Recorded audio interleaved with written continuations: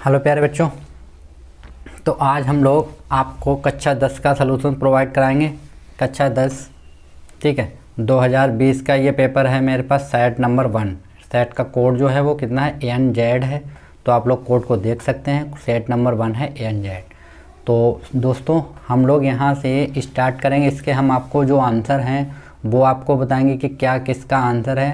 तो फ्रेंड्स, इसके लिए आप लोगों को क्या करना होगा, आपको एक अनसॉल्व पेपर ख़रीदना होगा। चाहे तो आप किसी भी प्रकाशन का ले सकते हैं, या आप राजीव प्रकाशन का ले लीजिए, या आप लोग अग्रवाल का ले लीजिए, या अग्रवाल 1 का ले लीजिए। आप किसी भी राइटर का एक अनसॉल्व पेपर खरीदिए जिसमें आपको 2020 के क्वेश्चन मिल जाएँ। ठीक है, 2020 के जो क्वेश्चन सेट कितने होते हैं, सेट 7 होते हैं, वो आप लोगों को मिल जाए। क्योंकि मैं इनका सभी का सलूशन कराऊंगा। ये सलूशन आप लोगों को बहुत ही अच्छे से तैयार करने हैं, क्योंकि यही क्वेश्चन हर बार एग्ज़ाम में रिपीट होते हैं। तो अगर आपने यही तैयार कर लिया तो आपको 90+ नंबर कोई आपके रोक नहीं सकता। आपने अभी तक क्या किया क्या नहीं किया उससे आपको मतलब नहीं है। ठीक है, इसके एग्ज़ाम में नंबर आपको यहीं से मिलने वाले हैं।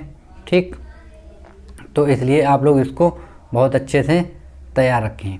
तो चलिए हम लोग स्टार्ट करेंगे 2020 सेट नंबर 1 ANZ। तो फ्रेंड्स हम लोग स्टार्ट करें उससे पहले अगर आप चैनल पे अगर पहली बार आए हैं तो चैनल को सब्सक्राइब करें और बेल आइकन को प्रेस करें। ठीक, तो चलिए हम लोग देखते हैं क्या दिया गया हमको क्वेश्चन। ठीक है, तो चलिए पहला क्वेश्चन है मेरे पास। यहाँ पे आपको लिखा दिखाई पड़ रहा होगा, ये थोड़ा सा हट गया। यहाँ पे हमें दिया गया प्रश्न जो हैं, इसमें खंड आपको 3 दिए जाएंगे, फिजिक्स केमिस्ट्री मैथ, मतलब PCB। P का मतलब यहाँ पे फिजिक्स है, और C का मतलब केमिस्ट्री, और B का मतलब बायो। आपको 3 पार्टों में ये क्वेश्चन पेपर डिवाइड होता है, क्योंकि जो साइंस होती है हाई स्कूल की उसमें 3 पार्ट होते हैं, फिजिक्स भी होता है, केमिस्ट्री भी होता है, और बायो भी होता है। तो आपको यहाँ पे 3 घंटे टाइम मिलता है, 3 घंटे 15 मिनट क्वेश्चन पेपर करने के लिए। तो उसमें भी आपको क्या करना होता है, देखो उसमें आपको टाइम मिलता है 15 मिनट आपके लिए क्वेश्चन पेपर पढ़ने के लिए होते हैं, और शेष टाइम आपको क्वेश्चन पेपर सॉल्व करने के लिए होता है। तो चलिए हम लोग पहले खंड हल करेंगे भौतिक विज्ञान। कौन सा हल करेंगे, भौतिक विज्ञान। ठीक है, तो हमारे पास खंड फर्स्ट है भौतिक विज्ञान है। तो भौतिक विज्ञान को हम लोग सॉल्व करेंगे। तो इसके हम आपको पहले तो विकल्प क्वेश्चन दिए गए उनके हम आपको आंसर बता देते हैं कि कौन कौन से आंसर होंगे। ठीक है, तो जो फर्स्ट का है इसका क्या आंसर होगा, उत्तल। ठीक है, उत्तल होगा। और जो खा नंबर है उसका आंसर क्या होगा, थर्ड, नंबर 3 आएगा। ठीक है, तो ये आप लोग अपना अनसॉल्व खरीद लें और उसमें आप लोग क्वेश्चन देखते जाए, क्योंकि यहाँ पे आपको क्वेश्चन दिखाना संभव नहीं होता है दोस्तों। क्योंकि अगर मैं आपको क्वेश्चन दिखाऊंगा और फिर मैं सॉल्व करूँगा तो बहुत टाइम लगेगा। ठीक है, इसके बाद गा नंबर हम लोग देखते हैं। गा का क्या दिया गया हमको, इसका जो मात्रक होगा वो एम्पियर होगा। यहाँ पे विद्युत धारा का मात्रक पूछा गया है। ठीक, एम्पियर होगा। और यहाँ पे जो हमसे पूछा गया है ये होगा दाएं हाथ के अंगूठे का नियम। ये किसका अंगूठे का नियम होता है, दाएं हाथ के अंगूठे का नियम। जो आपने पढ़ा हुआ फ्लेमिंग के दाएं और बाएं हाथ के नियम जो होते हैं वही यहाँ पे दिया गया, अंगूठे के दाएं हाथ का नियम दिया गया हमको। ठीक, चलिए आगे देखते हैं हम लोग। क्वेश्चन नंबर 2 को हम लोग देख लेते हैं क्या दिया गया हमको। क्वेश्चन नंबर 2 मतलब अब हमारे पास प्रश्न नंबर जो 2 थे उसके चलेंगे, तो उसके हम आंसर देखेंगे। तो यहाँ पे कितना मिलेगा, क्वेश्चन नंबर 2। आप लोगों को ऐसे ही एग्जाम में क्वेश्चन पेपर को सॉल्व करना है। देखो मैंने पहले क्या लिखा था, खंड का भौतिक विज्ञान, और भौतिक विज्ञान में हमने पहले लिखे थे उत्तर नंबर 1, मतलब प्रश्न नंबर 1 के जितने भी उत्तर हैं वो हमने सिस्टमेटिक ढंग से लिखे थे। देखिए मैं एक बार आपको दिखा देता हूँ। पहले मैंने देखिए का लिखा था, फिर खा गा, इस तरीके से हमने लिखे। आपको क्वेश्चन पेपर में क्वेश्चन लिखना नहीं होता है। ठीक है, ऐसे ही मैंने अब जो क्वेश्चन नंबर 2 डाला है, तो क्वेश्चन नंबर 2 का हमने लिख लिया है का नंबर। ठीक है, तो फर्स्ट का हमने इसे यहाँ पे का लिख लिया। यहाँ पे हमको क्वेश्चन दिया गया है कि कांच का अपवर्तनांक, अपवर्तनांक हम लोग n बोलते हैं। यहाँ पे दे रखा 1.6 दे रखा है। ये हमको दे रखा है अपवर्तनांक, और हमसे पूछी आभासी गहराई बताइए। तो आभासी गहराई बराबर होता है वास्तविक गहराई बटे n। तो वास्तविक गहराई हमको यहाँ पे कितनी दे रखी है, वास्तविक गहराई हमको दे रही है क्वेश्चन में 4, और 4 में अपान कर देंगे 1.6। यहाँ से पॉइंट हटाएंगे तो ऊपर 1 0, सॉल्व करेंगे कितना निकला 2.5 सेंटीमीटर। ये अध्याय 10 से क्वेश्चन लिया गया था। ठीक है, फिजिक्स का क्वेश्चन है ये। चलिए आगे देखते हैं हम लोग। ये भी हमको क्वेश्चन ही दिया गया है। क्वेश्चन क्या दिया हमको, यहाँ पे फोकस दूरी दे रखी है। एक लेंस है, उत्तल लेंस है, और उत्तल लेंस की फोकस दूरी हमको दे रखी है कितनी, 20 सेंटीमीटर। उत्तल लेंस जो होता है उसमें फोकस दूरी जो होती है वो प्लस की होती है, और लेंस की क्षमता बराबर होता है 1/f मीटर में। फार्मूला क्या होता है मेरा 1/f मीटर में, और अगर हम इसी को सेंटीमीटर में लिखते हैं तो हो जाता है 100/f सेंटीमीटर। ठीक है, ये फार्मूला होता है फिजिक्स में। ठीक है, जब हम लेंथ की क्षमता निकालते हैं, किसी भी लेंथ की क्षमता निकालते हैं तो उसके लिए इस फार्मूले का हम लोग यूज करते हैं। तो ये हो जाएगा 100/f कितना देखा 20, इसको सोल्व करें कितना आएगा 5 डायोप्टर। तो दोस्तों यहाँ पे मैंने थोड़ा सा लिखा नहीं है, तो यहाँ पे जो मेरे पास 5 डायोप्टर निकल गया, इसको आप लोग ऐसे लिखेंगे 5 डायोप्टर। प्लस साइन लगाना कंपलसरी होता है दोस्तों, क्योंकि उत्तल लेंस दिया गया तो उत्तल लेंस में प्लस साइन आता है और अवतल लेंस में माइनस साइन आता है। ठीक है, चलिए आगे देखते हैं हम लोग अगला क्वेश्चन क्या दिया गया हमको। अगला क्वेश्चन है गा नंबर हमारे पास दिया गया विद्युत धारा का मान। ठीक है, विद्युत धारा का मान, ये भी क्वेश्चन पूरा पार्ट जो है पार्ट 2 पूरा क्वेश्चन से ही भर दिया है न्यूमेरिकल से। ठीक है, विद्युत धारा का मान हमको दे रखा है 10 एम्पियर। क्या दे रखा है हमको 10 एम्पियर, इसी को हम लोग बोलते हैं आई। विद्युत धारा को हम लोग क्या बोलते हैं आई। ठीक है, हमने सफिक्स में लिख रखा है यहाँ पे। तो इलेक्ट्रॉन का आवेश, ये भी आप लोगों को याद करना है, क्योंकि इसकी वैल्यू जो होती है वो क्वेश्चन में बहुत बार पूछी गई है कि इलेक्ट्रॉन का आवेश कितना होता है, ये एग्जाम में बहुत बार आया। तो एक इलेक्ट्रॉन का जो आवेश होता है वो तो 1.6 × 10⁻⁻19 कूलाम। ठीक है, मात्रक आप लोगों को फिजिक्स में बहुत अच्छे से याद करने हैं। तो यहाँ पे मेरे पास फार्मूला हमको क्या पूछा गया है, यहाँ पे हमसे पूछा गया है यहाँ पे क्यू, कूलाम कितना होगा। ठीक है, तो कूलाम, तो यहाँ पे हमारे पास क्यू बराबर क्या होता है IT। आप लोगों ने फार्मूला पढ़ा हुआ विद्युत धारा गुणा समय।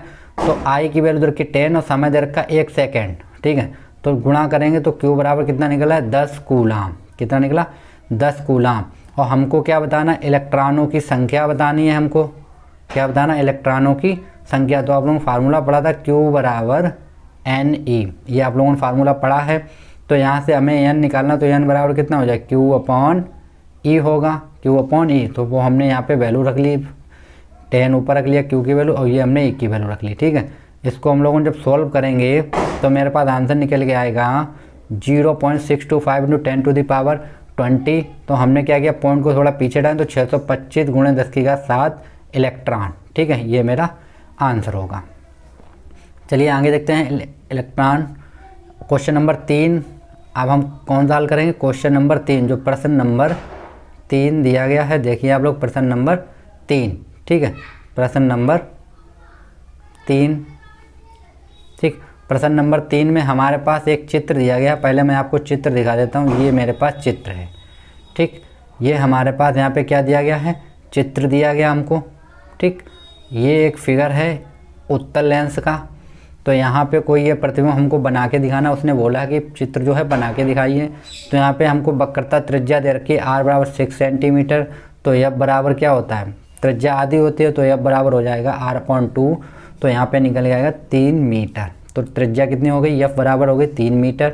और यहाँ पे U बराबर हमको क्वेश्चन में ही दे रखा है -6 सेंटीमीटर। F बराबर दे रखा है हमको 3। ठीक,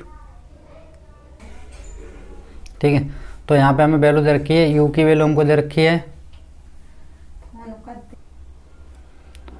तो यहाँ पे हमको दे रखा है F बराबर ये, और B हमको निकालना है। B हमको प्रतिबिंब की दूरी जो है वो हमको यहाँ पे क्या करनी है, फाइंड करनी है B की दूरी। ठीक है, तो यहाँ पे B की दूरी हमको फाइंड करनी है। तो चलिए हम लोग देखते हैं। तो यहाँ पे मेरे पास जो दर्पण होता है, दर्पण का फार्मूला क्या होता है दोस्तों, दर्पण का फार्मूला ये होता है 1/F बराबर 1/B और प्लस 1/U। ये आप लोगों को फार्मूला है, याद करके रखना। दर्पण के लिए ये होता है, और अगर लेंस दे दिया जाए तो यहाँ पे केवल हम क्या लगा देंगे, माइनस का साइन लगाते हैं। क्या लगाते हैं, माइनस का साइन। ठीक, तो हम लोगों ने क्या किया, यहाँ पे हम लोग वैल्यू पुट करते हैं। चलिए देख लेते हैं हम लोग।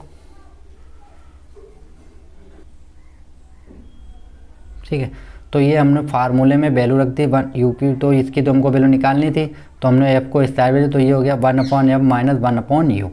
ठीक, तो यहाँ पे जब हम लोग वैल्यू रखेंगे दोनों की, U और F की, तो हमने वैल्यू रख दी। तो ये माइनस चिन्ह और ये माइनस चिन्ह बन के क्या हो गया, प्लस। सोल्व करेंगे तो 3/6। तो इसको हम लोग सोल्व करें, 3 एकम 3 3 दूनी 6। तो 1/B बराबर कितना आ गया, 1/3। तो B बराबर 2। ठीक है, ये सॉरी 2 आएगा यहाँ पे। तो B बराबर कितना निकला, 2 मीटर। मतलब प्रतिबिंब की दूरी कितनी होगी, 2 मीटर। कहाँ पे होगी, दर्पण के पीछे होगी। ठीक, कहाँ पे होगी, दर्पण के पीछे होगी।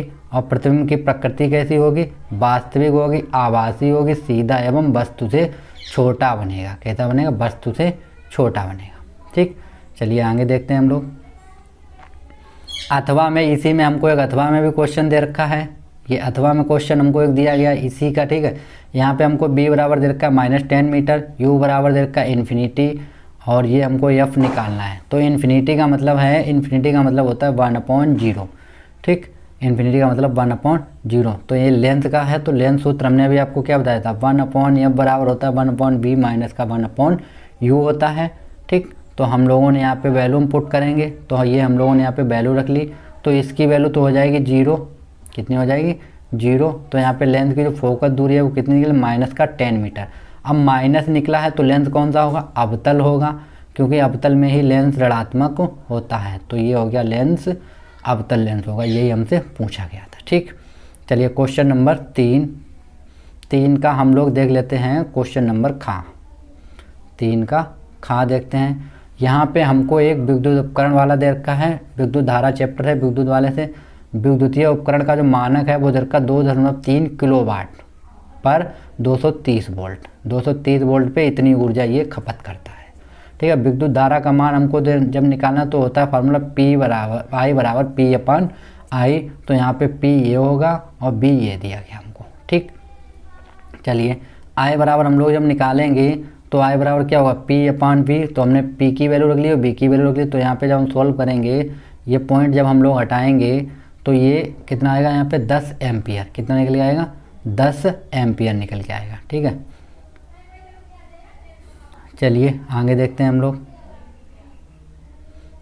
अगर किसी को डाउट है कि सॉल्व कैसे होगा तो आप लोग ऐसे ही सॉल्व कर सकते हैं। देखिए ये यहाँ पे हम लिखेंगे 3 × 1000, ये पॉइंट है यहाँ पे, अपॉन में 230। इस पॉइंट को आप लोग हटाएंगे तो 1 0, तो 1 0 से 1 0, 1 0 से 1 0, और इससे ये चीज़ कैंसिल हो जाएगी, बचेगा कितना, 10। तो ये मेरा कितना निकल आएगा, 10 एम्पियर। अब 1000 कहाँ से आया, ये डाउट अगर किसी को है तो देखिए 1 किलोवाट बराबर होता है 1000 वाट, ठीक। तो भाई 1000 का यहाँ पे क्या होगा, मल्टीप्लाई हम लोगों को करना होगा, ठीक है। चलिए आगे देखते हैं हम लोग। इसी में हमको सेकंड और एक पूछ रखा है इसने, प्रतिरोध वाला हमको दे रखा है। क्या दे रखा है, यहाँ पे R बराबर हमको दे रखा है प्रतिरोध, और P बराबर क्या, इसी में हमसे पूछा गया अभी, ठीक है। P बराबर B²/R, ये फार्मूला होता है, क्योंकि हमसे यहाँ पे R पूछा गया था, प्रतिरोध भी बताइए उसने कहा था। तो P बराबर होता है B²/R। B की वैल्यू मेरे पास है, P की वैल्यू मेरे पास दी गई है, तो ये हमने B की वैल्यू रख ली और ये हमने P की वैल्यू रख ली। सॉल्व करेंगे तो कितना निकलेगा, 23 ओम। ये जो साइन बना हुआ है इसको हम बोलते हैं ओम। क्या बोलते हैं हम लोग, ओम बोलते हैं इस साइन को, ठीक। चलिए आगे देख लेते हैं। फिर हमको विद्युत ऊर्जा भी निकालनी है, तो विद्युत ऊर्जा बराबर होता है PT, ठीक है। P मतलब सामर्थ्य गुणे समय। तो सामर्थ्य कितने, 2.3 किलोवाट है, और समय कितना दिया गया हमको, क्वेश्चन में 10 घंटे दिए गए हैं। तो दोनों का जब मल्टीप्लाई करेंगे तो आएगा 23 किलोवाट प्रति घंटा। कितना आएगा, 23 किलोवाट घंटा। ये मेरा क्या होगा, आंसर होगा, ठीक। इसी का अथवा क्वेश्चन है, आप लोग अपने अनथोल्ड पेपर को ओपन रखें। अथवा में जो क्वेश्चन दिया गया है, यहाँ पे हमको दिया गया है कि R बराबर हमको दे रखा है 5 ओम, लंबाई हमको दे रखी है L1, और क्षेत्रफल हमको दे रखा है A, ठीक है। अनुप्रस्थ काट का क्षेत्रफल जो है वो हमको A दे रखा है। तो यहाँ पे R बराबर क्या फार्मूला था, रो। ये जो साइन बना हुआ है इस तरीके से, इसको हम लोग पढ़ते हैं रो। क्या पढ़ते हैं हम लोग, रो। तो यहाँ पे L/A1 हमने मान रखा था, तो ये हो जाएगा 5 रो L1/A1, ये हम लोगों ने मान रखा था, ठीक। तो अब यहाँ पे उसने बोला कि यदि उसकी लंबाई कितनी कर दी जाए, दोगुनी कर दी जाए, और क्षेत्रफल क्या कर दिया जाए, आधा कर दिया जाए, तब संशोधित प्रतिरोध कितना होगा। तो वो हम निकालेंगे तो कितना आएगा, देखो तो R डैश बराबर हम लोग वही फार्मूला लगाएंगे, वैल्यू रखेंगे, तो ये निकल के आएगा मेरे पास 4 रो L1/A1। यहाँ पे L1 इसकी वैल्यू मेरे पास दी गई है, देखिए अभी हमने निकाली है, कितनी मैंने निकाली थी, 5, ठीक। तो हम यहाँ पे कितने रख देते हैं वैल्यू को, 5, और इनटू करेंगे तो कितना आएगा, 20 ओम, ठीक। ये अध्याय जो 12 है उसी का क्वेश्चन दिया गया है। चलिए आगे देखते हैं हम लोग। ये हमको एक क्वेश्चन दिया गया है, ठीक। यहाँ पे ये फिगर आपको दिखाया गया है। चलिए हम आपको फिगर दिखा देते हैं पहले पूरा, ठीक। देख लीजिए आप लोग, फिगर देख लीजिए। ये इस तरीके से हमको फिगर दे रखा है, ये, ठीक। इसमें ये बैटरी लगी हुई है। तो चलिए हम इसको सॉल्व करके आपको दिखाते हैं, ठीक। तो हम लोग क्या करेंगे, देखो ये R1 R2 R3 R1 R2 R3 इनके बराबर हमको दे रखा है 30 ओम, मतलब ये सभी जो हैं वो किस में जुड़े हैं, समांतर क्रम में जुड़े हैं।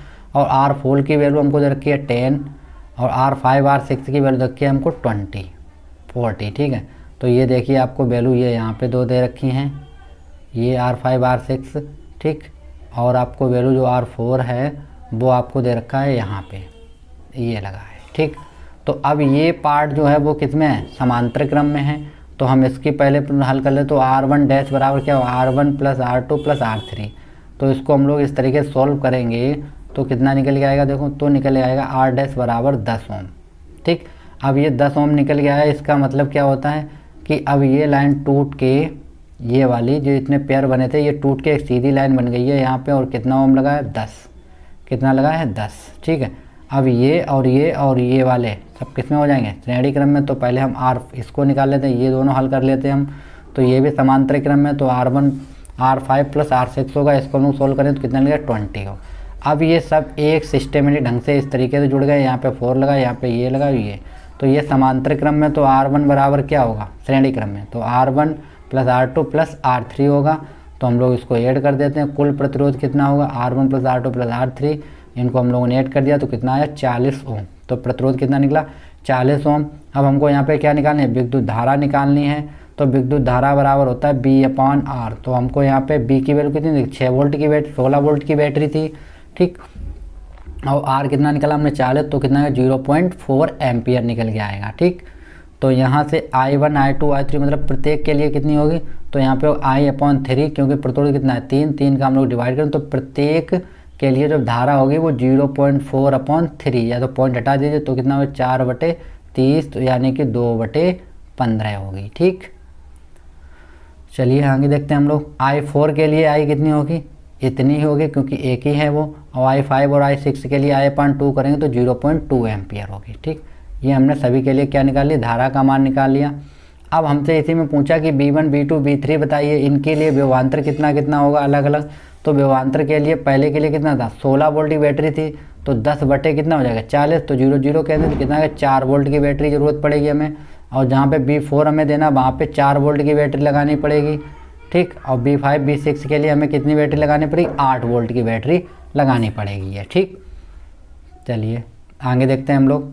अथवा वाला क्वेश्चन देख लेते हैं हम लोग। अथवा में भी एक क्वेश्चन दिया गया, आप लोग देखें यहाँ पे दिया है प्रत्यावर्ती धारा वाला दिया गया है।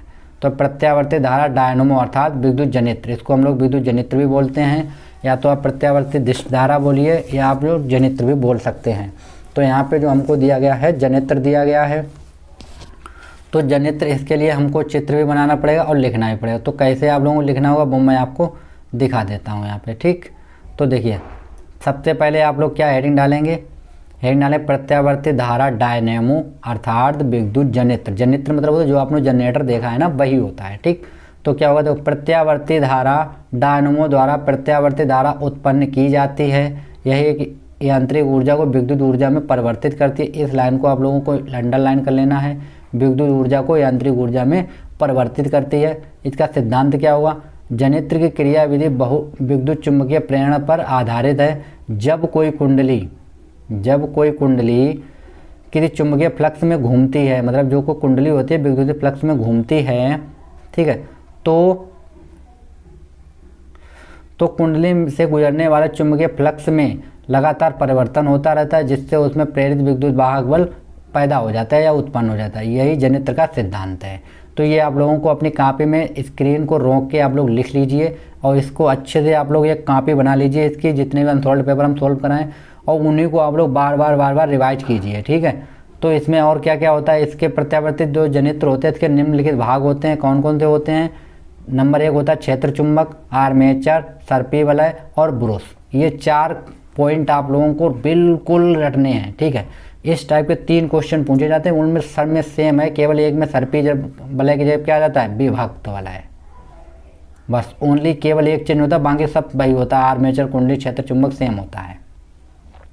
ये फार्मूला होता है, चित्र है, देख लीजिए आप लोग ठीक। तो ये हमारे पास एक चित्र दिया गया, इसको आप लोग देख ले, ये चित्र आपकी बुक में भी आपको मिल जाएगा, ये आप लोगों को चित्र बनाना पड़ेगा वहाँ पे, क्योंकि सचित्र वर्णन करने के लिए होता है 7 नंबर का क्वेश्चन मिलता है, तो ऐसे वो आसानी से एग्जामिनर नंबर नहीं देता है। तो इसके लिए आपको इसका चित्र बनाना बहुत ज़रूरी होता है। ठीक है, चलिए आगे देखते हैं हम लोग। आगे क्या दिया गया हमको, ये चित्र आप लोगों ने देख लिया होगा। चलिए इसमें हम आपको बता भी देते हैं थोड़ा थोड़ा। ये आपको दिया गया, इसको हम लोग बोलते हैं वलय, ये दोनों होते हैं सर्पी वलय, ये होती है चुंबक यस और यन, और ये होता है यहाँ पे ध्रुव। ठीक, चलिए आगे देखते हैं हम लोग। क्रियाविधि इसकी हम लोग देख लेते हैं। क्रियाविधि में आपको क्या लिखना है, क्रियाविधि या भेजनल क्या लिखना, माना कुंडली ABCD दक्षिणावर्त दिशा में घूम रही है, जिसमें भुजा CD नीचे जा रही है तथा AB भुजा ऊपर की ओर आ रही है। फ्लेमिंग के दाएं हाथ के नियमानुसार इन भुजाओं से धारा की दिशा चित्रानुसार होगी। मतलब अब आपने चित्र बनाया तो आप लिख देंगे चित्रानुसार होगी। अतः बाहरी परिपथ में धारा B2 से होकर जाएगी तथा B1 से होकर वापस आएगी। जैसे ही AB नीचे की ओर जाने लगेगी तथा CD ऊपर की ओर आने लगेगी। ठीक, इस तरीके से आप पूरी हिंदी लिख सकते हैं। जो चित्र में आपने बनाया AB एवं CD में धारा की दिशाएं पहले से विपरीत हो जाएंगी, मतलब जो उनकी धाराएं होती हैं वो पहले से क्या होंगी, विपरीत होंगी। इस प्रकार की धारा को प्रत्यावर्ती धारा कहते हैं। जब धारा विपरीत हो जाए तो इस प्रकार की जो धारा होती है उसे हम क्या कहते हैं, प्रत्यावर्ती धारा कहते हैं। अतः डायनोमो को प्रत्यावर्ती धारा डायनोमो कहते हैं। ठीक, ये आप लोगों को इतना लिखना है, बस क्वेश्चन कंप्लीट हो गया। अभी हमें थोड़ा क्या लिखना है, वलय के बारे में लिखना है। तो वो हम चाहें तो आप लिखना है या नहीं लिखना, अगर याद है तो आप लिखिए, नहीं याद है तो आप छोड़ दीजिए। ठीक, अब हम लोग किस पे लिखेंगे, खंड का पे आगे क्या है, रसायन विज्ञान। ठीक, आप किसको सॉल्व करेंगे, रसायन विज्ञान को सॉल्व करें। अभी हम तो किसको कर रहे थे, फिजिक्स को। अभी रसायन विज्ञान को सॉल्व करते हैं। तो इसमें क्वेश्चन नंबर 5 है और उसके हमको चार क्वेश्चन दिए, का खा गा, और इनके हमको विकल्प बताने होते हैं। तो फर्स्ट का क्या होगा, एथेनॉल। एथेनॉल कब लगता है, जब OH समूह जुड़ा होता है तो एथेनॉल लगा था। लिखा क्या, देखो C2H5OH लिखा है। तो इसका IUPAC नाम होता है एथेनॉल। क्या होता है, एथेनॉल होता है। ठीक, और यहाँ पे पूछा गया है कि जो अम्लीय होते हैं उनका मार्क्स कितना होता है, अम्लीय क्षारीय के। तो यहाँ से हमने बताया था, एक पढ़ाई थी 0 से 14 तक की होती है, 7 पे उदासीन होता है, ये हमने बताया था। तो क्या होगा, 7 से अधिक होगा। ठीक है, कितना होगा, 7 से अधिक होगा। और यहाँ पे हमसे पूछा PONO3 मतलब लेड नाइट्रेट का सूत्र पूछा गया, तो PbNO3 का होल ट्वाइस होता है। ठीक, तो ये 3 आंसर पूछे गए थे इसके 3 नंबर के विकल्प से। तो आप लोग देख लीजिए, ये इनके विकल्प होंगे। चलिए आगे देखते हैं हम लोग। क्वेश्चन नंबर 6 हमको दिया गया है। ठीक, तो क्वेश्चन नंबर 6 में हमसे पूछा गया अपचायक और इनका उपयोग पूछा गया। तो यहाँ पे हम लिखेंगे रिएक्शन ZnCO3।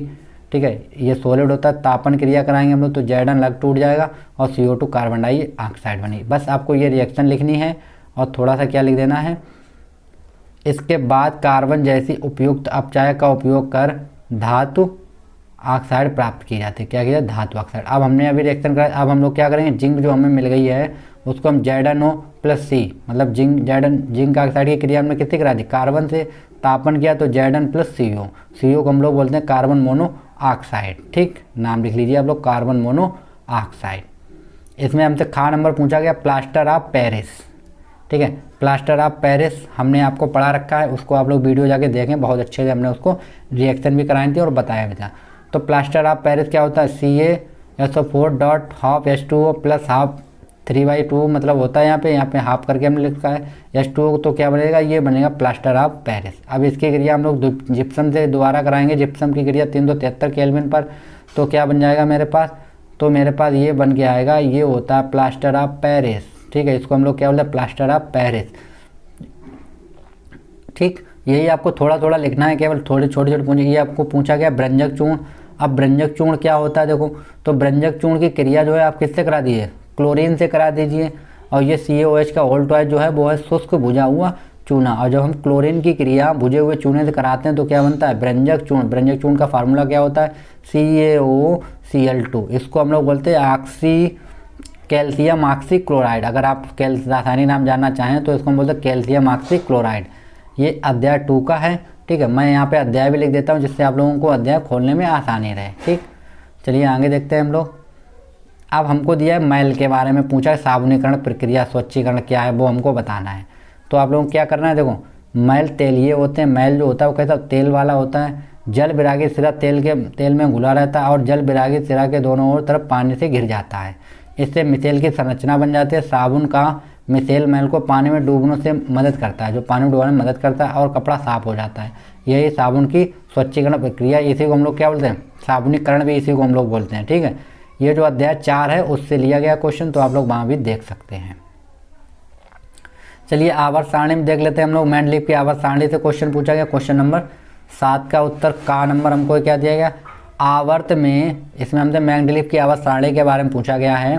तो क्या आवर्त में जैसे जैसे संयुक्ता कोश के इलेक्ट्रॉनों पर क्रिया किया जाने पर प्रभावी नाभिकीय आवेश बढ़ता है। जैसे जैसे हम क्या बढ़ाते हैं, प्रभावी नाभिकीय आवेश बढ़ाते हैं, इलेक्ट्रॉन का त्यागने की प्रवृत्ति घटती जाती है। मतलब जितना अधिक नाभिकीय आवेश होगा, इलेक्ट्रॉन त्यागने की प्रवृत्ति उतनी ही कम होती है। समूह में नीचे की ओर संयुक्ता इलेक्ट्रॉन पर क्रिया कराने से प्रभावी नाभिकीय आवेश घटता है। मतलब अगर जो इलेक्ट्रॉन की क्रिया कराएं तो क्या होता है, घटता है, क्योंकि सबसे बाहरी इलेक्ट्रॉन नाभिक से दूर होते हैं, इसलिए ये इलेक्ट्रॉन सुगमतापूर्वक निकल जाते हैं। जितना इलेक्ट्रॉन जैसे ये होते हैं नाभिक इस तरीके से बने होते हैं, जितना ये दूर होगा उतनी ही जल्दी से ये इलेक्ट्रॉन त्याग करके बाहर निकल जाएगा। इसलिए धात्विक अवरक्षण आवर्त में घटता है तथा समूह में नीचे जाने पर बढ़ता है। अगर समूह क्या होता है, समूह में इस तरीके से अगर नीचे जाने पर बढ़ता है और आवर्त इस तरीके से होते हैं तो इस साइड हम चलें तो घटता। ठीक, आगे देख लेते हैं आयनिक यौगिक क्या होते हैं, हमसे पूछा गया है। तो आयनिक यौगिक क्या होते हैं, देखो आयनिक यौगिक तो धातु से अधातु में इलेक्ट्रॉन के स्थानांतरण को, जो धातु होती है, धातु के अधातु से अधातु में इलेक्ट्रॉनों के स्थानांतरण से बने यौगिक को आयनिक यौगिक या वैद्युत यौगिक कहा जाता है। जैसे Na+Na+। अब इसका इलेक्ट्रॉनिक विन्यास कितना था, 2 8 1 था। अब इसने एक इलेक्ट्रॉन त्याग कर दिया, उसके ऊपर किसका चलेगा, प्लस, और एक इलेक्ट्रॉन इसने कहाँ निकाल दिया, बाहर। ऐसे क्लोरीन का ये होता है, तो क्लोरीन के पास यहाँ पे एक इलेक्ट्रॉन की जरूरत हो तो इसने एक इलेक्ट्रॉन ले रखा, तो क्लोरीन के ऊपर कैसा आ गया, -4। तो इसका इलेक्ट्रॉन विन्यास क्या था, 2 8 7 था, बन कितना गया, 2 8 8। तो इसी तरीके से ये दोनों आपस में क्रिया करते हैं, Na और Cl, और क्या बना देते हैं, Na+Cl। मतलब आपने देखा होगा NaCl होता है। ठीक है, सोडियम क्लोराइड का निर्माण करते हैं, ये भी आप लोग लिख सकते हैं, सोडियम क्लोराइड का निर्माण करते हैं। चलिए आगे देखते हैं हम लोग। क्वेश्चन नंबर 8, यहाँ पे हमको दी गई एथेनोइक अम्ल। क्या दिया गया, एथेनोइक अम्ल। एथेनोइक अम्ल जो होता है वो सूत्र होता है इसका CH3COOH। एथेनोइक अम्ल को हम लोग बोलते हैं एस्टिक अम्ल भी हम लोग बोलते हैं। तो इसका हमसे पूछा एस्टरीकरण क्रिया बताइए। तो एस्टरीकरण क्या होता है, देखो CH3COOH ये होता है एस्टिक अम्ल, प्लस CH3CH2OH ये होता है एथिल अल्कोहल। क्रिया हम कराएंगे अम्ल की उपस्थिति में। ठीक, तो क्या बनेगा, CH3COOC2H5, मतलब यहाँ पे बनेगा मेरे पास एस्टर। इसको हम लोग बोलते हैं एथिल एसीटेट। क्या बोलते हैं हम लोग इसको, ये फार्मूला होता है एथिल एसीटेट का, इसको हम एस्टर भी बोल सकते हैं। ये एथेनॉल होता है और ये हमने आपको बताया क्या होता है, एथेनोइक अम्ल होता है। ठीक, चलिए आगे देखते हैं। इसकी क्रिया में रिएक्शन पूछे गए तो इसके हमें क्षारकों के साथ अब क्रिया बतानी है।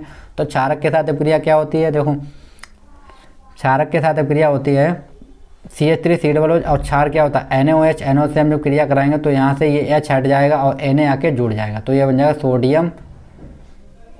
ठीक है, सोडियम एसीटेट बनेगा और H2O जल बाहर निकल जाएगा। ठीक, चलिए एक और हम रिएक्शन कर लेते हैं। कार्बोनेट एवं हाइड्रोजन कार्बोनेट के साथ क्रिया, एक कार्बोनेट के साथ और हाइड्रोजन कार्बोनेट का। तो 2CH3COOH प्लस Na2CO3 ये होता है हाइड्रोजन कार्बोनेट। तो इसकी हमने क्रिया कराई तो बनेगा सोडियम एसीटेट और plus H2O plus carbon dioxide. ऐसे ही हम इसकी NaCO3 खाने का सोडा का फार्मूला होता है ये। तो इसके साथ हम जब क्रिया कराएंगे तो ये बनेगा, जल बनेगा और कार्बन डाइऑक्साइड।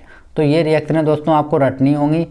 ठीक, चलिए एस्टिक अम्ल के उपयोग देख लेते हैं हम लोग। उपयोग क्या है, एस्टिक अम्ल के 3.4% विलयन को सिरका कहा जाता है। हमने अभी आपको बताया इसको हम लोग सिरका बोलते हैं। इसे अचार में परिरक्षक के रूप में इस्तेमाल किया। इसे हम लोग जब अचार बनाते हैं किसी का, आम का या किसी भी चीज़ का, तो उसमें इसको हम लोग डाल देते हैं। ठीक, इसी में अथवा में क्वेश्चन एक दे रखा है, तो अथवा वाला भी हम लोग देख लेते हैं। अथवा हमसे पूछा गया नंबर 1, ऑक्सीकरण संख्या बताइए क्या होती है। ऑक्सीकरण अभिक्रिया जो होती हैं वो क्या होती हैं। तो वह अभिक्रिया जिसमें किसी पदार्थ का ऑक्सीजन या किसी विद्युत तत्वों का योग में अथवा किसी पदार्थ में से हाइड्रोजन या कोई धन विहीन अथवा अलग अलग होता है तो ऑक्सीकरण अपक्रिया कहलाती है। क्या कहलाती है, ऑक्सीकरण अपक्रिया कहलाती है। चलिए रिएक्शन देख लेते हैं हम लोग। तो ये यहाँ पे हम लोगों ने क्या किया, 2Mg प्लस O2, यहाँ पे ये ऑक्सीजन एक जाके जुड़ गई इसके साथ, तो ये क्या कहलाएगा, ऑक्सीकरण कहलाएगा। ठीक, चलिए आगे देखते हैं हम लोग।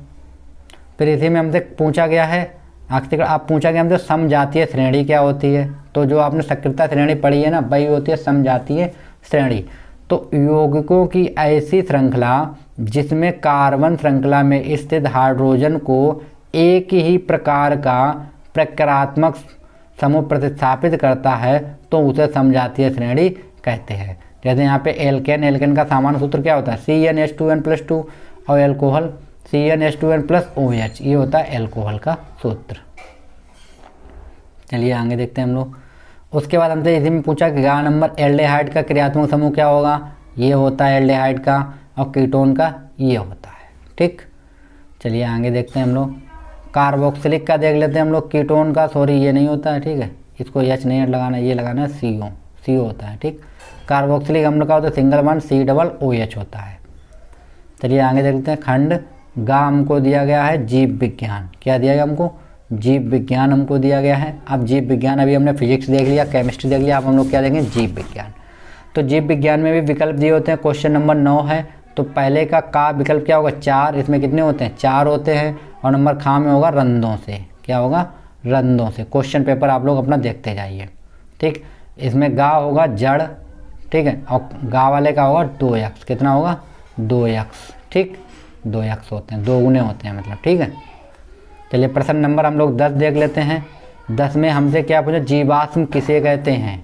क्या पूछा गया हमसे, जीवाश्म किसे कहते हैं। तो देखिए, पृथ्वी पर किसी समय जीवित रहने वाले अति प्राचीन सजीवों के परिरक्षित अवशेषों या उनके द्वारा चट्टानों में छोड़ी गई छापों को जो पृथ्वी की सतह या चट्टानों की परतों में सुरक्षित पाए जाते हैं, उन्हें क्या कहते हैं, जीवाश्म कहते हैं। महत्व क्या होता है, जीवाश्म से कार्बनिक विकास का प्रत्यक्ष प्रमाण मिलता है। ठीक, बस आपको इतना लिखना, परिभाषा हो गई जीवाश्म की। ठीक है, इसी में हमसे खा नंबर पूछा गया है कि वायवीय श्वसन और अवायवीय श्वसन क्या होते हैं, इनके अंतर बताइए। तो वायवीय श्वसन और अवायवीय, आप ऐसे 2 कॉलम बना लें। और नंबर 1 क्या लिखें, इसमें ग्लूकोज के ऑक्सीकरण के लिए ऑक्सीजन का प्रयोग किया जाता है वायवीय में, इसमें ऑक्सीजन प्रयुक्त नहीं होती है। इसमें ATP मतलब जो होती है वो 38 होती है, और इसमें ATP केवल के 2 अणु बनते हैं केवल। ठीक है, आगे देखते हैं हम लोग।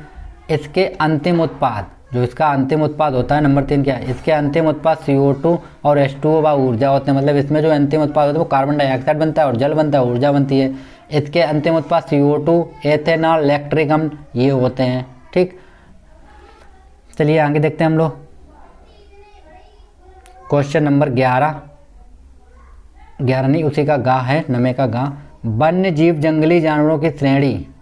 ठीक, वन्य जीव जंगली जानवरों की वह श्रेणी है जिसमें मानव बसेरों से बाहर वनों पर्वतों में रहते हैं। जो जंगली जानवर तो कहाँ रहते हैं, वनों में रहते हैं, पर्वतों में। अक्सर जंगली जीवों की साधारण और कानूनी परिभाषा में केवल जानवरों, पक्षियों और मछलियों को ही मान्यता दी गई है। ठीक है, जानवर जो होते हैं उनमें केवल जो कानूनी मान्यता है वो किसको किसको दी गई, जानवरों को दी गई, पक्षियों को दी गई और मछलियों को दी गई है। ठीक, उसके बाद क्वेश्चन नंबर 11 देख लेते हैं हम लोग। क्वेश्चन नंबर 11 क्या दिया गया, आप लोग देख लीजिए। तो इसमें हम आपको डायरेक्ट बताते हैं कि क्या क्या होते हैं। ठीक, क्वेश्चन आप लोग उसी से बुक से पढ़ लें। तो 2 पादप हार्मोन के नाम एवं कार्य लिखिए। तो 2 पादप हार्मोन के नाम बताने और उनके हमको कार्य लिखने। तो नंबर 1 हमने ले लिया ऑक्सिन। क्या ले लिया हमने, ऑक्सिन। यही वृद्धि हार्मोन है जो मूल तथा प्रभोर के वृद्धिशील बनाते हैं। ठीक, ऑक्सिन आप लोग याद रखिए। नंबर 2 क्या है, साइटोकानिन। क्या होता है, साइटोकानिन। यह हार्मोन पौधों में कोशिका विभाजन तथा कोशिका विभेदन को प्रेरित करता है। क्या करता है, ये प्रेरित करता है। ये अध्याय 7 से लिया गया है क्वेश्चन। ठीक, चलिए आगे देखते हैं हम लोग। अथवा हमें बतानी ऐच्छिक और अनैच्छिक क्रियाएं क्या होती हैं उनके बारे में। तो ऐच्छिक क्रिया और अनैच्छिक। ऐच्छिक क्रिया क्या होती है, ऐसी क्रिया जो हमारे नियंत्रण में होती है उसे हम क्या बोलते हैं, ऐच्छिक क्रिया। और अनैच्छिक क्रिया, ऐसी क्रिया जो हमारे नियंत्रण में ना हो उसे हम बोलते हैं अनैच्छिक क्रिया। इसमें अग्र मस्तिष्क होता है और इसमें मध्य और पश्चिम मस्तिष्क होता है। उदाहरण जैसे चलना, बोलना, आराम करना, ये हमारे नियंत्रण में होता है। और हृदय की धड़कन, सांस लेना, ये हमारे नियंत्रण में नहीं होता है। ठीक, चलिए वृक्काणु देख लेते हैं हम लोग। ये वृक्काणु का पहले आपको फिगर दिखा देते हैं हम। ठीक, ये हमको क्या दिया गया है, वृक्काणु दिया गया है। ठीक है, ये आप लोग फिगर इसका देख लें। चलिए इधर इसको हटा देते हैं। फिगर देख, ये आपको चित्र इस बार देख के बना लेना है इसको बहुत अच्छे से। ठीक है, आप लोग प्रैक्टिस कर लीजिए, कोई चीज़ थोड़े बहुत हेडिंग इधर उधर हो जाते हैं तो उससे कोई डाउट नहीं होगा। ठीक है, तो ये मेरे पास आप लोगों ने फिगर देख लिया होगा। ठीक, तो इसमें क्या होता है, देखो ब्रक्काणु, इनको हम बोलते हैं नेफ्रॉन। क्या बोलते हैं हम लोग? नेफ्रॉन भी बोलते हैं हम लोग इसको। तो इसमें होता क्या, कार्यविधि क्या होती है इसकी कार्यविधि होती है, नेफ्रॉन एक प्रारंभिक भाग है, प्याले के समान होता है, जिसे बोमन संपुट कहते हैं। क्या कहते हैं हम? बोमन संपुट भी कहते हैं। बोमन संपुट के प्याले नुमा खांचे में रक्त की नलिकाओं में गुच्छा होता है। जो बोमन खांचे नालियाँ होती हैं उसमें क्या होता है? गुच्छा होता है, जिसे ग्लाइमेरुलस कहते हैं। क्या कहते हैं? ग्लोमेरुलस कहते हैं। ठीक है, नेफ्रॉन का शेष भाग नलिका के रूप में होता है। वृक्क नलिकाएँ, जो वृक्क नलिकाएँ होती हैं, वृक्क नलिकाएँ परस्पर सहयोग कर संग्रह वाहिनियों में खुलती हैं। एक और के समस्त संग्रह वाहिनियाँ मूत्र वाहिनी में खुलती हैं। ठीक है, मूत्र वाहिनी का अग्रभाग कीप के समान चौड़ा होता है, जिसे हम क्या बोलते हैं? पेल्विस बोलते हैं। क्या बोलते हैं हम लोग? पेल्विस कहते हैं।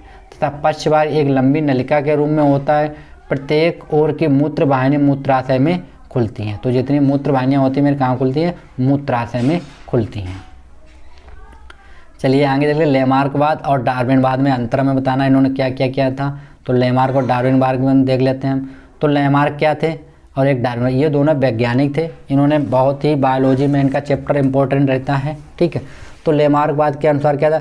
लेमार्कवाद के अनुसार जिराफ के पूर्वजों की गर्दन सामान्य लंबाई की थी। मतलब जो जिराफ है उसकी गर्दन कितनी लंबी होती है, लेकिन जो पहले के जो जानवर थे उनकी जो गर्दन थी वो लंबी नहीं थी, लेकिन सामान्य थी। ठीक है, और डार्विनवाद के अनुसार क्या है? तत्कालीन समय में जिराफ के पूर्वज दोनों प्रकार के थे। डार्विनवाद ने कहा जो तत्काल मतलब अभी जो जिराफ हैं ऐसे ही उनके पूर्वज थे और सामान्य भी थे। ठीक है, फिर नंबर 2 इन्होंने क्या बताया? कालांतर में वातावरण, तो कालांतर में वातावरण शुष्क हो जाने के कारण इन्हें ऊंचे वृक्षों की पत्तियों खाने के लिए गर्दन को खींच कर प्रयोग करना। मतलब ये जब खाते थे खाने को तो इन्हें अपनी गर्दन ऊंची करनी पड़ती थी, और जब ये गर्दन को ऊंची करते थे तो धीरे धीरे एक समय आया कि इनकी गर्दन उसी प्रारूप में ऊंची हो गई। ठीक, इनका कहने का मतलब ये था। डार्विन ने क्या कहा था? डार्विन के अनुसार इनमें गर्दन की अलग अलग लंबाइयाँ वंशागत होती हैं। मतलब इनके जन्म से ही ये लंबाई होती है कि गर्दन इनकी लंबी किस टाइप की होगी, जन्मजात होते हैं ये चीज़, कंडीशन, इसका मतलब ये था। ठीक है, चलिए मेंडल का द्विगुण संकरण देख लेते हैं। मेंडल ने जो प्रयोग किए थे पीले पीले बीज पर, तो क्या मेंडल का द्विगुणिक संकरण क्या होता है? देखो, मेंडल ने 2 जोड़ी विप्रयासी लक्षणों वाले भिन्न भिन्न पौधों के मध्य संकरण कराया। इसे ही द्विगुणिक संकरण का प्रयोग कहते हैं। इसने क्या करा था? तो गोल एवं पीले बीज लिए थे, तो गोल को इसने आरा ले लिया, पीले बीज को बाई ले लिया था इस्तेमाल। फिर झुर्रीदार एवं हरे बीज लिए थे, तो झुर्रीदार को इसने क्या लिया? आरा लिया था, और हरे बीज को बाई से दिखाया था, स्मॉल बाई से। तो इसने जब संकरण कराया तो कुछ इस तरीके से हुआ था। ठीक, क्या हुआ था? जब इसने संकरण कराया तो गोल एवं हरे बीज लिए और झुर्रीदार एवं ये लिए। तो यहाँ से संकरण कराएंगे हम लोग तो आर वाई बना और यहाँ से आर वाई बना। जब इनके और इनके बीच संकरण हुआ तो दोनों क्या, इसका आर इसके साथ, इसका वाई इसके साथ। ठीक, तो ये सभी गोल एवं पीले बीज, तो सभी गोल और पीले बीज बन गए थे। ये प्रथम पीढ़ी के लिए था। किसके लिए था? प्रथम पीढ़ी के लिए। ठीक, तो ये आप लोग फिगर आपको वहाँ में बनाने, प्रथम पीढ़ी से प्राप्त पौधों के संकरण, जो ये किसके लिए था? प्रथम पौधों के लिए था, प्रथम पीढ़ी जो होती है मेरी उसके लिए। ठीक, ऐसे ही हमें ये संकरण कराना था, तो ये आप लोगों को वहाँ पे बना के दिखाना पड़ेगा पूरा। ठीक, ये संकरण आप लोगों को युग्मन दे लीजिए, ये आर वाई, ये आर आर है, ये आर वाई, ये आर स्मॉल बार। ठीक, तो जब आप संकरण कराएंगे, जब आप इसका अब आप लिखेंगे कैसे वो मैं आपको बता देता हूँ। पहले आप इन दोनों का संकलन कराएंगे तो ये बनेगा, फिर आप इसका इसके साथ कराएंगे तो ये बनेगा, फिर आप इसका इसके साथ कराएंगे तो ये बनेगा, फिर आप इसका इसके साथ कराएंगे तो ये बनेगा। ठीक, एक बार हो गया चारों लाइनों में। फिर से आ जाइए, अब इसका आप इसके साथ कराएंगे, फिर इसका आप इसके साथ कराएंगे। जैसे इसके साथ कराया तो ये लिखा, इसके साथ कराया तो ये लिखा, फिर इसका जब इसके साथ कराएंगे तब ये लिखेंगे, और इसका इसके साथ कराएंगे, इसके साथ कराएंगे तो ये लिखेंगे। तो ये आप लोग करा सकते हैं। ठीक, फिर लास्ट में क्या करेंगे, हम इसका इसके साथ, फिर इसका इसके साथ, फिर इसका इसके साथ, और इसका ये हमने चारों के लिख दिए। ठीक, तो इस तरीके से हम लोग संकर करा सकते हैं। ये आप लोग लिखने का केवल तरीका देख लीजिए और ट्रिक देख लीजिए कैसे हमको संकरण कराना है। यहाँ पे आप लोगों को ऐसे लिखना है, एक लाइन याद के लिए जैसा यहाँ लिखोगे वैसे आप यहाँ पे लिखेंगे, बाद में आपको इनसे इंटू करा कर लिखना है। ठीक है, चलिए आगे देख लेते हैं। F2 पीढ़ी मतलब द्वितीय पीढ़ी में क्या होता है। F2 पीढ़ी में फिनोटाइप अनुपात तो गोल व पीले 9 होंगे, गोल व हरे होंगे 3 होंगे, झुर्रीदार व पीले होंगे 3 होंगे, झुर्रीदार होंगे 1 होगा। अब ये आप लोग बताएंगे ये नंबर हमने कहाँ से निकाले हैं, तो ये नंबर हमने यहाँ से लिए हैं। इसमें देखिए आप लोग, इसमें से हमारे पास 9 इस टाइप के मिलेंगे, तो ये यहाँ से हम लोगों ने लिए हैं। ठीक, तो ये कभी कभी पूछ दिया जाता है 9:3:3, ये हम तो 931 करके कभी कभी आता है। ठीक है, 931 क्या है या किसने प्रतिपादित किया इसका। चलिए अगला देख लेते हैं, परागण क्या होता है। पौधों के बारे में पूछा गया हमसे। ठीक, अथवा वाला क्वेश्चन है। तो क्या पौधों में परागकण का नर भाग परागकोश से मादा भाग वर्तिकाग्र पर स्थानांतरण परागण कहलाता है। क्या कहलाता है? परागण कहलाता है। जो स्त्री पुष्प होते हैं इसमें एक होता है पुकेसर और एक होता है मध्य केसर। तो पहले तो आपको ये फिगर बनाना पड़ेगा, इस फिगर को आप लोग देख लीजिए। ठीक, इसमें नर युग्मन यहाँ पे होता है, पराग नली होती है, वर्तिकाग्र होता है, ये वर्तिकाग्र। ठीक है, ये अंडाशय यहाँ पे होते हैं। तो आप इस फिगर को आप लोग बना लीजिए, देखिएगा इसको, फिगर को मैं दिखा देता हूँ इस तरीके से। ठीक, तो ये फिगर आपको बनाना है। अब क्या होता है परागण, क्या होता है देखो, स्त्री केसर के वर्तिकाग्र पड़ने के पश्चात परागण अंकुरित होकर एक नई यूट्यूब के तरह संरचना बना लेते हैं, जिसे परागनली कहते हैं। परागनली के अंदर परागकण का केंद्रक विभाजन द्वारा 2 नर युग्मक बनाता है। पराग नली में लंबाई में बढ़कर अंडाशय तक पहुंचती है। 2 नर युग्मों में से एक अंड कोशिका के साथ साथ सहयोग करके निषेचित कर लेते हैं। क्या करें? निषेचित करती है। ठीक, देती है, यह उग्मनज बनाती है। क्या बनाती है? उग्मनज। बीजांड में अपने चारों ओर एक कठोर परत बना लेती है तथा धीरे धीरे बीज में परिवर्तित हो जाती है। तो ये आप लोगों को पढ़ना था। ठीक है, पौधों के बारे में यहाँ पे जो स्त्री केसर होता है वो उसे हम बोलते हैं जायांग, और जो पुकेसर होता है उसको हम बोलते हैं पुमांग। ठीक है, पौधों के लिए। चलिए आगे देख लेते हैं, और कुछ है नहीं। तो ये मेरे पास जो सेट था दोस्तों, आज हमारे पास विज्ञान का ये हमने सेट सोल्व किया है। ठीक, तो इसको आप लोग अच्छे से तैयारी करें और अपने दोस्तों को शेयर करें, और अधिक से अधिक आप लोग ये रिवीजन करते रहिएगा कि जिससे आप लोगों के नंबर अच्छे आएँ। और फ्रेंड्स मेरी कोशिश यही रहेगी कि आप लोगों के अच्छे से अच्छे नंबर प्रोवाइड कराए जाएँ। ठीक है दोस्तों, तो तब तक के लिए थैंक यू। नेक्स्ट सेट 2 हम लोग बहुत जल्दी ही लेके आएंगे। धन्यवाद मित्रों।